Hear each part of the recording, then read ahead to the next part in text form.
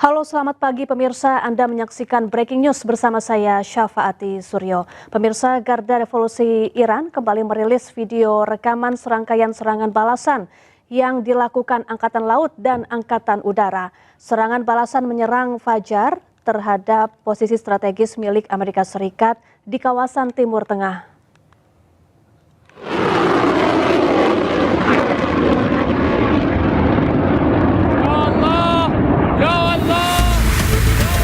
Rudal-rudal kembali diluncurkan oleh pasukan Angkatan Laut dan Angkatan Udara Garda Revolusi Iran. Rangkaian serangan rudal Garda Revolusi Iran menargetkan pangkalan militer dan posisi strategis milik Amerika Serikat di kawasan Teluk. Pasukan Garda Revolusi Iran menuliskan pesan-pesan balas dendam di atas rudal, bertuliskan hingga tetesan darah terakhir. Serta manusia super dan harga diri Iran dilengkapi foto Ayatullah Ali Khamenei. Rangkaian serangan rudal dilakukan sebelum Fajar. Serangan tahap ketiga ini dilakukan sebagai respon Iran terhadap serangan kejutan berskala besar Amerika Serikat yang dilakukan sebelumnya. Serangan Garda Revolusi Iran menghantam pusat dukungan logistik dan anjungan pengisian bahan bakar untuk kapal induk Amerika Serikat di Pelabuhan Duqm, Oman.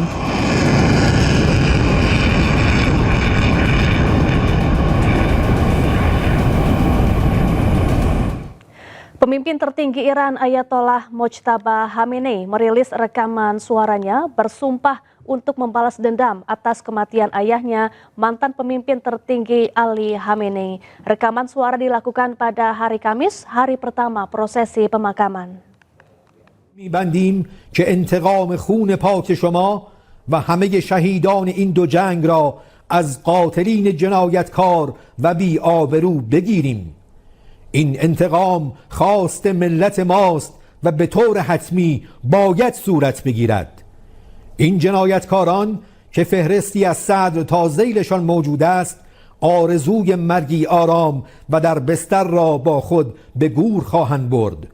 آنها باید بدانند که این امر متوقف بر وجود شخص من یا سایر مسئولان نیست. ما باشیم یا نباشیم این مطلب محقق خواهد شد و به زودی آحادی از آزادگان در سراسر دنیا هر یک بخشی از این مأموریت. Angkatan Laut Amerika Serikat saat ini berpatroli di perairan Timur Tengah. Patroli untuk mendorong keamanan dan stabilitas Timur Tengah. Angkatan Laut Amerika Serikat menerjunkan lebih dari 20 kapal perang untuk patroli setelah serangan dilancarkan Amerika ke Iran. Pusat Komando Amerika Serikat CENTCOM merilis serangan ke Iran atas arahan Panglima tertinggi. Serangan tambahan ke Iran ini untuk melemahkan kemampuan Iran yang kerap mengancam kebebasan navigasi di Selat Hormuz. Amerika Serikat meminta pertanggungjawaban Iran atas tindakan agresi baru-baru ini terhadap kapal komersial dan sipil yang melintasi jalur pelayaran internasional.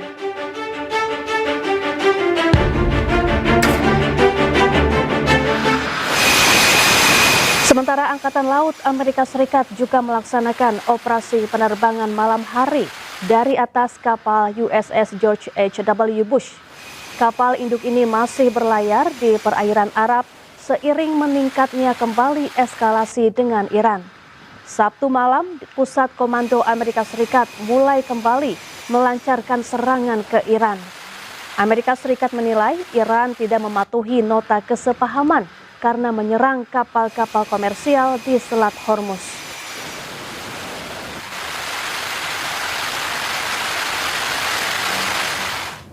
Ya, pertahanan udara Qatar mencegat rudal balistik yang diluncurkan Iran di langit Doha. Pencegatan mengakibatkan sedikitnya 3 orang terluka akibat pecahan peluru. Pertahanan udara Qatar mencegat sejumlah serangan rudal balistik yang diluncurkan Iran di langit Doha pada hari Minggu pagi. Kementerian Dalam Negeri Qatar mengonfirmasi bahwa 3 orang terluka termasuk anak akibat pecahan peluru yang jatuh dalam operasi pencegatan. Ketiga korban luka kini tengah menerima perawatan medis.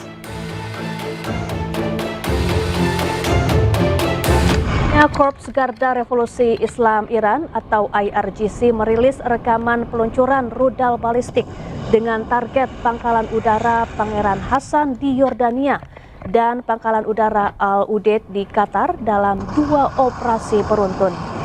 Dalam sebuah pernyataan, tentara Iran juga menyebut telah menyerang pertahanan udara dan situs radar militer Amerika Serikat di Kuwait dan Bahrain. Serangan dilancarkan sebagai balasan atas agresi Amerika yang berkelanjutan terhadap pangkalan-pangkalan pesisir Angkatan Bersenjata Iran.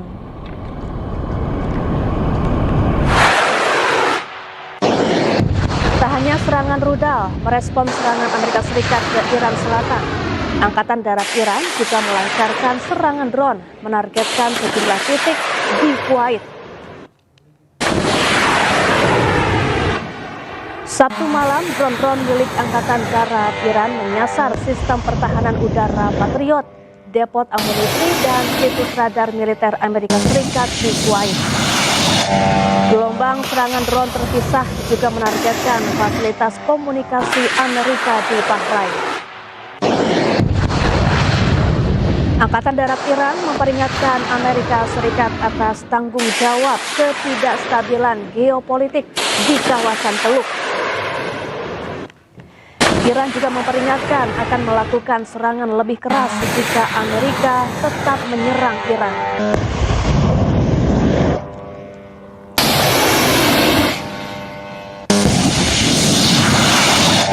Pemirsa, Amerika Serikat kembali melancarkan serangan ke kota-kota Iran yang berada di sekitar Selat Hormuz. Serangan menargetkan bangunan strategis seperti pembangkit listrik dan sekitar penyimpanan nuklir Iran. Salah satu target serangan Amerika Serikat adalah Pulau Qasem di Iran. Seorang pejabat Amerika Serikat mengonfirmasi adanya serangan keras terhadap sistem rudal, pertahanan udara Iran hingga kapal-kapal cepat IRGC di sekitar Selat Hormuz. Serangan pun semakin intens dalam beberapa jam terakhir. Pulau Qasem adalah lokasi strategis yang menjaga pintu masuk Teluk Persia. Pulau ini juga dipenuhi dengan pangkalan militer dan infrastruktur penting.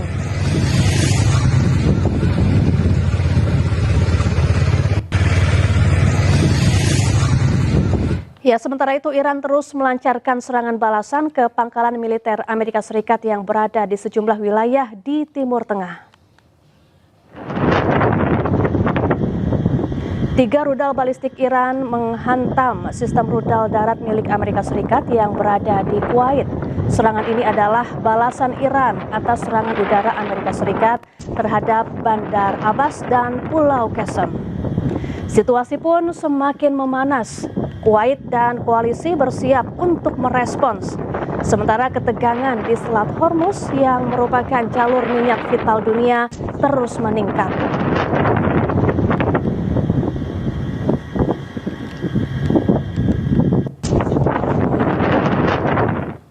Ya pemirsa, perang antara Iran dengan Amerika Serikat kembali memanas setelah Iran melancarkan serangan ke pangkalan militer Amerika Serikat di Timur Tengah. Apakah rencana perdamaian akan terwujud atau justru kembali ke perang terbuka dan membuat kawasan Teluk seperti neraka?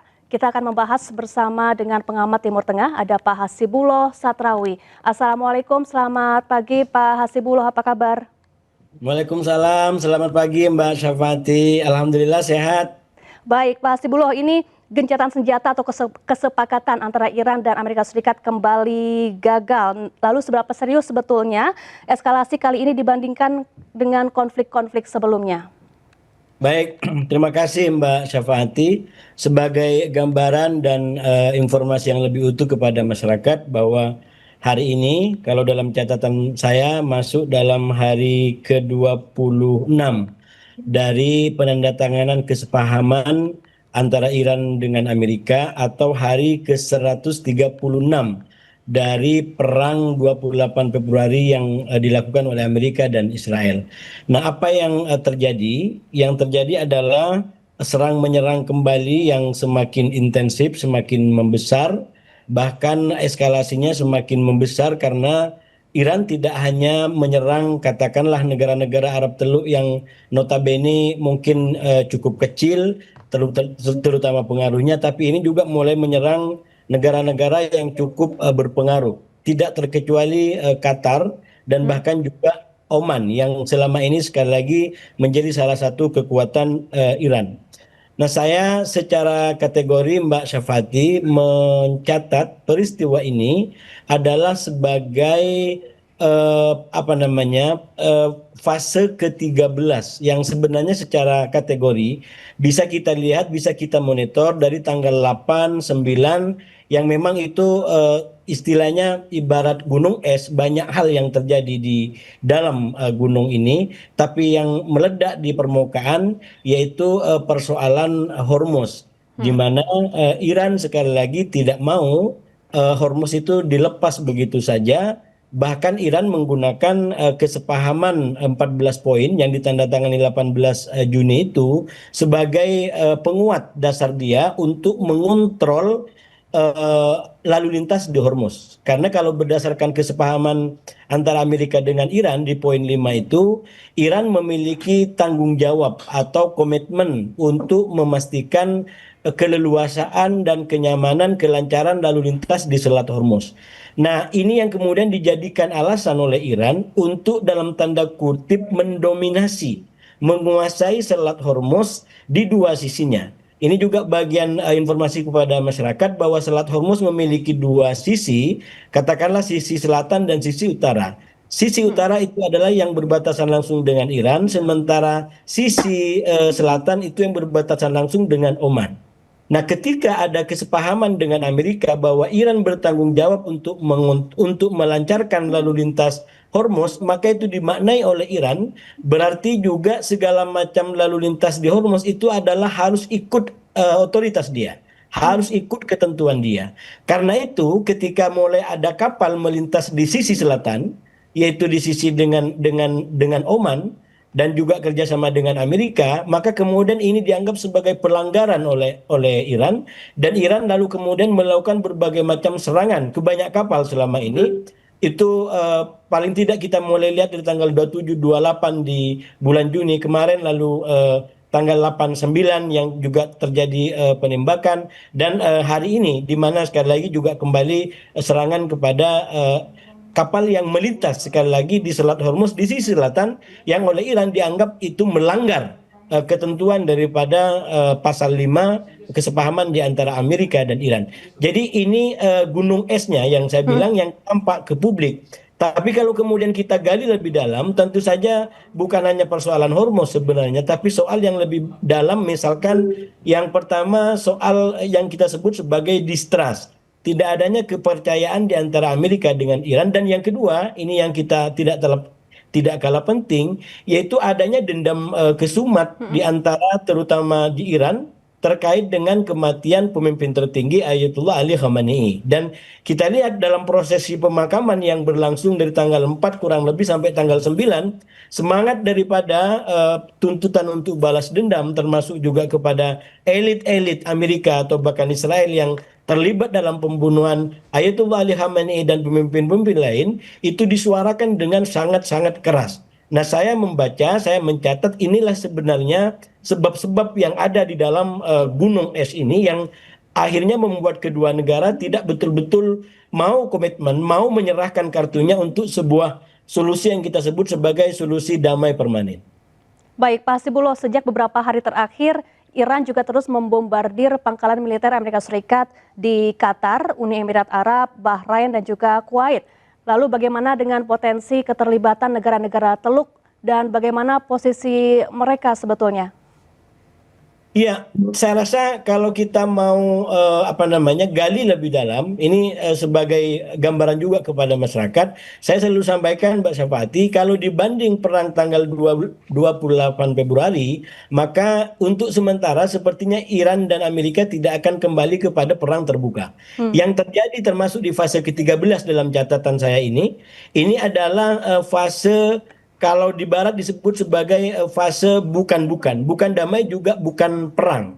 Dalam pengertian bukan perang total seperti 28 Februari, tapi juga bukan damai yang dalam pengertian solusi permanen. Nah, situasi hari ini adalah kita kenal sebagai situasi bukan damai, bukan perang, di mana akan ada aksi-aksi militer yang cukup kuat pada waktu dan keadaan tertentu sesuai dengan keadaan. Dan Amerika juga kayak ada keharusan untuk melakukan itu, karena kalau harus menjadi perang terbuka, maka sekali lagi akan berhadapan dengan Kongres, dengan wewenang perang yang itu akan menjadi debatable di internal atau di kalangan politisi Amerika. Karena itu Amerika sendiri saya memahami, mengikuti, tidak mau menggunakan perang terbuka.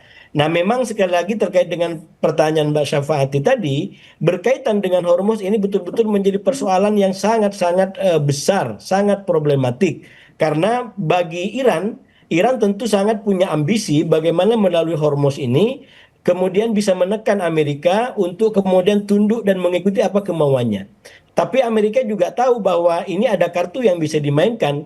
Karena sekali lagi Hormuz itu bukan hanya wilayah Iran seperti saya gambarkan tadi. Ada wilayah Oman, ada wilayah Arab Teluk. Bahkan kalau berdasarkan kesepahaman 14 poin itu jelas dikatakan bahwa ke depan itu akan dikelola oleh Iran dan Oman dan juga Arab Teluk. Nah, persoalannya Amerika juga tidak polos di situ gitu. Ketika kenyataannya Selat Hormuz juga ada sisi yang berbatasan dengan Oman, bahkan juga dengan Arab Teluk, maka kemudian sisi ini coba digunakan oleh Amerika untuk mendisfungsi, untuk melumpuhkan sisi utara yang dimiliki oleh Iran, sehingga Iran tidak lagi bisa mengontrol dan menjadikan Selat Hormuz sebagai alat tekan kepada Amerika. Nah, inilah yang terjadi sekarang. Sebenarnya sekarang ini bisa kita gambarkan Iran ingin memaksakan agar Hormuz tetap berada dalam kendalinya, walaupun dia sadar wilayah selatan adalah masuk dalam wilayahnya Oman, dan yang menjadi tidak menguntungkan bagi Iran, saya melihatnya dua hal, Mbak Syafa'ati. Yang pertama, secara nilai, perang Iran sekarang ini berbeda dengan perang 28 Februari karena tidak murni membela diri.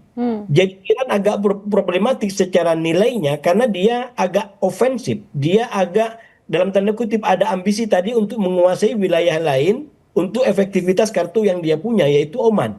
Jadi ini tidak terlalu murni kayak perang 28 Februari. Dan yang kedua, titik lemah yang paling kuat menurut saya, ketika Hormuz ini mau dijadikan sebagai kartu yang efektif dan itu berbatasan juga atau berpantai juga dengan Oman, Oman sepertinya gagal untuk dirangkul oleh Iran untuk menyetujui ambisi dan konsepsi Iran terkait dengan penyeberangan Hormuz ke depan.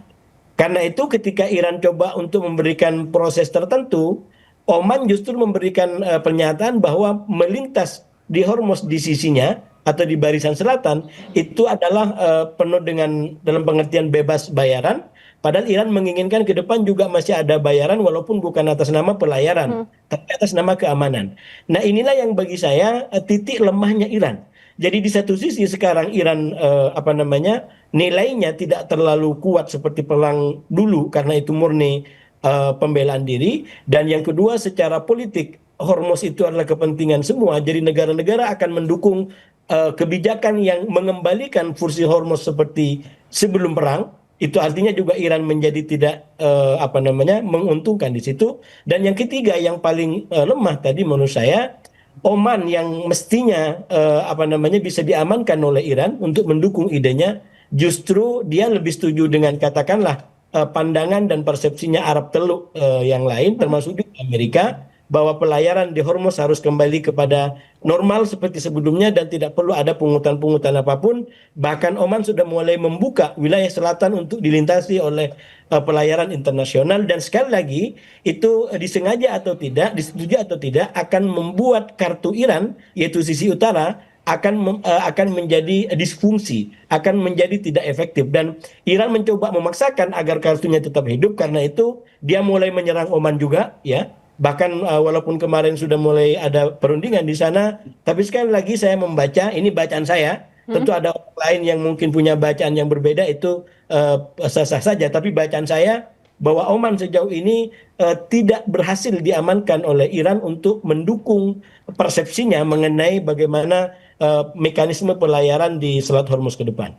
Baik, dengan kondisi saling serang yang semakin intens, kemudian Mojtaba juga bersumpah akan melakukan balas dendam. Apakah nantinya diplomasi masih realistis? Lalu negara mana yang saat ini masih memiliki peluang menjadi mediator yang dipercaya atau disegani oleh Amerika Serikat dan juga Iran? Ya, Mbak Syafati, saya tadi sampaikan bahwa secara kategori saya menyebut hari ini sebagai fase ke-13, di mana salah satu cirinya adalah memang ada eskalasi, tapi ini eskalasi yang terbatas.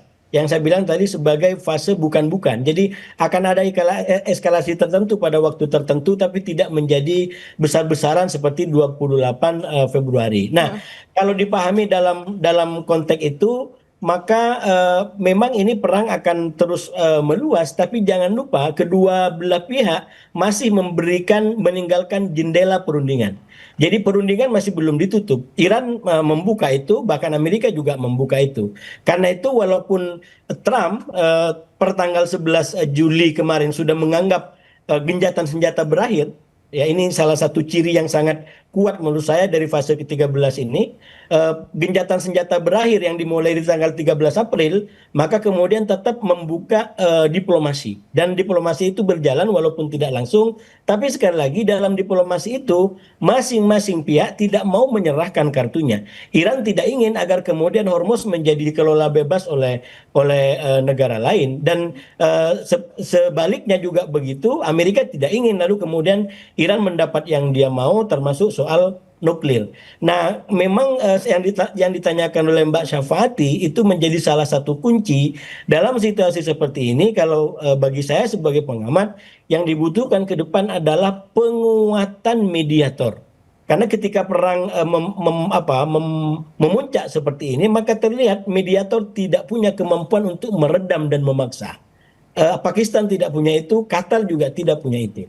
Kalau saya menggunakan peradaban Ainyus gitu ya, dengan peradaban dangdutnya, ini saya bilang tidak mungkin kertas membungkus api.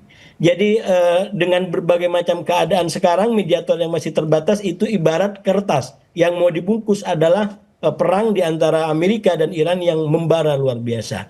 Kalau hanya dua negara, itu bagi saya tidak ada bedanya atau tidak jauh berbeda daripada ibarat kata dangdut tadi, kertas yang diharapkan membungkus api. Kalau ingin api ini diredam, maka kertas ini harus diperkuat, mediator ini diperkuat sehingga dia bisa berfungsi dan meredam eskalasi yang ada.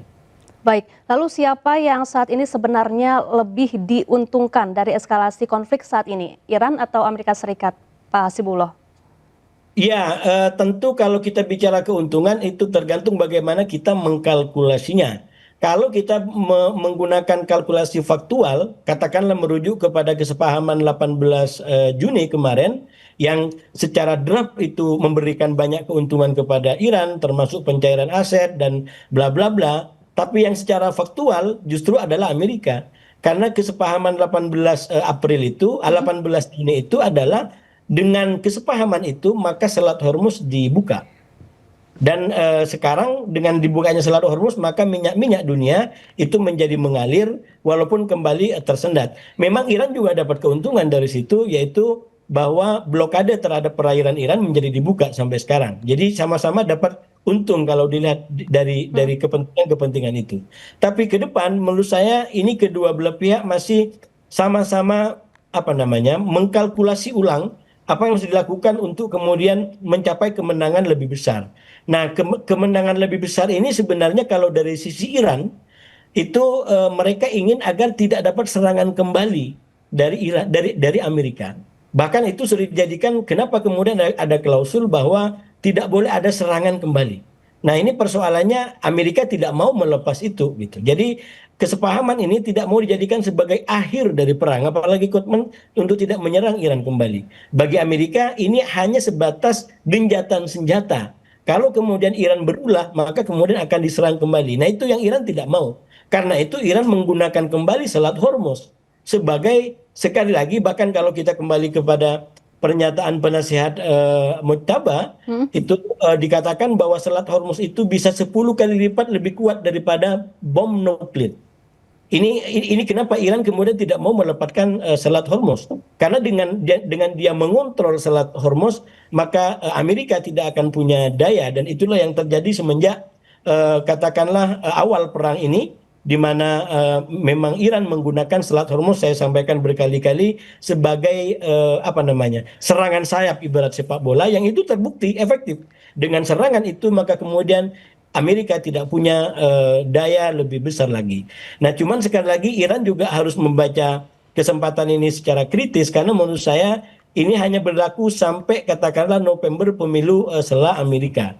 Saya menduga kalau kemudian sampai pemilu setelah Amerika belum selesai dan katakanlah Republik menang kembali, kemudian Trump tetap berkuasa, mungkin kita akan menghadapi perang lebih besar lagi, Iran yang akan mendapatkan serangan lebih besar lagi. Karena bagi saya konteks kepentingannya sudah terbebas, ya, Trump terbebas dari konteks kepentingan yang akan memaksa dia. Kalau sekarang boleh saja mungkin Amerika bilang, Trump bilang saya tidak peduli dengan pemilu, tapi orang-orangnya, partai pendukungnya itu sangat membutuhkan kemenangan. Karena itu dia akan dipaksa untuk peduli dan mendukung agar Republik bisa menang dalam pemilu setelah November mendatang.